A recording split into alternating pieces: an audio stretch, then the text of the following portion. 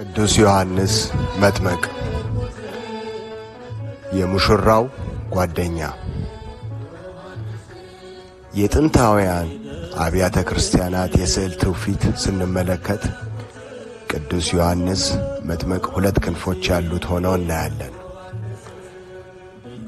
የማርቆስ ወንጌልም ሲጀምር ናሁ እነ እፌኑ መልኪየ የቅድመ ገጽከ ዘይጸይህ ፍኖተከ በቅድሜከ፣ እነሆ መንገድን በፊት የሚጠርግ መልእክተኛዬን እልክልሃለሁ ማርቆስ 1:2 በማለት ስለ ቅዱስ ዮሐንስ ይናገራል።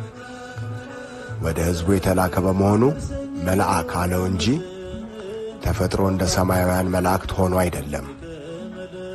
ወንጌል የክርስቶስ ነገር ስትናገር ቅዱስ ዮሐንስን እንደማይዘነጋ እንዲሁ የቤተ ክርስቲያን ሥርዓት አምልኮትም መሥዋዕት የሆነ ክርስቶስን በየሰዓቱ ሲጠራ መጥምቁ ዮሐንስን አይዘነጋም።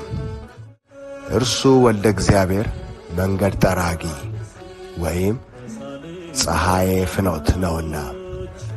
ለምሳሌ በቅዳሴ ውስጥ ካሉ ልዑካን በዑደታት ፊት ሆኖ መብራት ይዞ የሚመራና ከኋላውም የጌታ ምሳሌ የሆነው ካህን የሚያስከትል ንፋቁ ዲያቆን የቅዱስ ዮሐንስ መጥምቁ ምሳሌ ነው።